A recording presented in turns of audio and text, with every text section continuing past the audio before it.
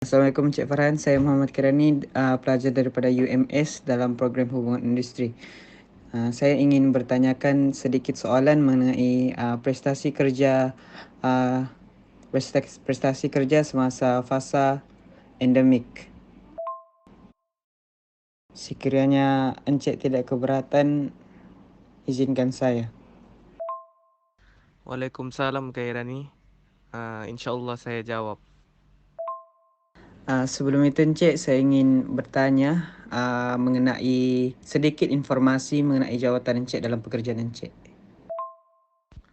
Baiklah, jawatan saya sebagai person in charge untuk base Labuan dan keamanan dalam syarikat Nawi Oilfield Service Sendirian Berhad. Baiklah, terima kasih atas sedikit maklumat mengenai pekerjaan Encik. Seterusnya saya beralih kepada soalan pertama saya, iaitu bagaimana tahap prestasi pekerja di dalam sektor Encik dalam konteks amalan bekerja secara maya semasa peralihan ke endemik. Pada pendapat saya, sistem penilaian prestasi kerja semasa fasa peralihan endemik telah menjejaskan keadaan organisasi dalam sektor kami. Seperti yang kita ketahui, sesetengah organisasi mula beroperasi secara berperingkat. Jadi kami sendiri perlu akur dengan perintah dari pihak atasan. Baiklah, terima kasih atas jawapan soalan pertama. Beralih kepada soalan kedua saya yang berbunyi, adakah Encik sendiri setuju bahawa dengan peralihan ke fasa endemik ini dapat mengurangkan tekanan semasa bekerja? Baiklah, soalan yang bagus. Saya setuju dan tidak setuju atas beberapa sebab. Kenapa saya katakan begini? Karena ia memberikan kesan buruk bagi pekerja bawahan seperti terpaksa dibuang kerja dan gaji dikurangkan. Ini berbeza dengan pekerja atasan, disebabkan mereka ini sudah biasa menggunakan sistem maya dalam pekerjaan mereka. Jadi tidak masalah dalam prestasi kerja bagi golongan ini. Baiklah, terima kasih atas jawapan yang munasabah. Baiklah, seterusnya adalah soalan yang terakhir bagi saya. Pada pendapat Encik, apakah faktor yang mempengaruhi tahap prestasi kerja dalam sektor Encik dalam konteks amalan bekerja secara maya semasa peralihan ke endemik ini? Itu saja. Ada beberapa faktor yang mana boleh mempengaruhi tabiat dan tingkah laku pekerja tersebut, sama ada dalam keadaan sedar dan tidak sedar. Apa yang boleh saya jelaskan secara ringkas boleh terbagi kepada dua bagian, yaitu positifnya dan negatifnya. Faktor positif yang saya maksudkan ialah yang pertama, mempunyai banyak masa untuk melakukan kerja-kerja luar dari skop kerja. Yang kedua, tidak mendapat tekanan secara terus dari pihak majikan. Yang ketiga, dapat memfokuskan tugasan yang telah diberi oleh pihak atasan tanpa sebarang halangan atau gangguan dari pihak lain. Yang keempat, gerak kerja lebih efisien dan teratur. Tidak berinteraksi dengan orang sekeliling terutama rekan sekerja. Manakala faktor negatif yang saya maksudkan adalah yang pertama, tidak berinteraksi dengan orang sekeliling terutama rekan sekerja. Yang kedua, cara kerja menjadi malas akibat tiada yang menegur. Yang ketiga, lebih mementingkan benda luar waktu bekerja dari tugasan yang diberi khas walaupun bukan berada dalam pejabat. Yang terakhir, jika hubungan internet tidak begitu lancar, akan mengakibatkan jadwal kerja menjadi sukar dan menyebabkan jadwal kerja tertangguh. Baiklah, terima kasih atas respon Encik Farhan. Semoga segala urusan Encik Farhan dimudahkan. Amin. Amin, terima kasih. Saya juga mendoakan kamu semoga berjaya dunia akhirat.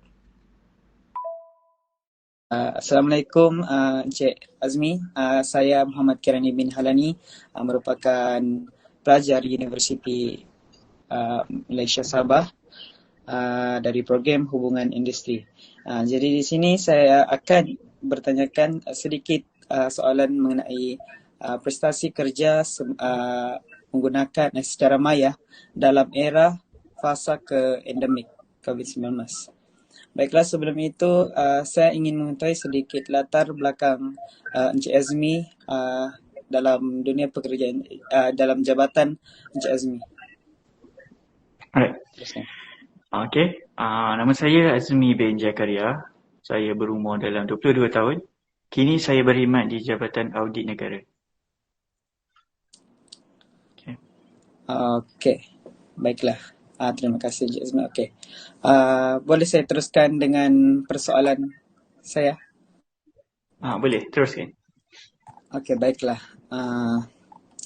Soalan saya yang pertama, adakah peralihan kepada fasa endemik ini menjejaskan keadaan kerja Encik, khususnya Encik sebagai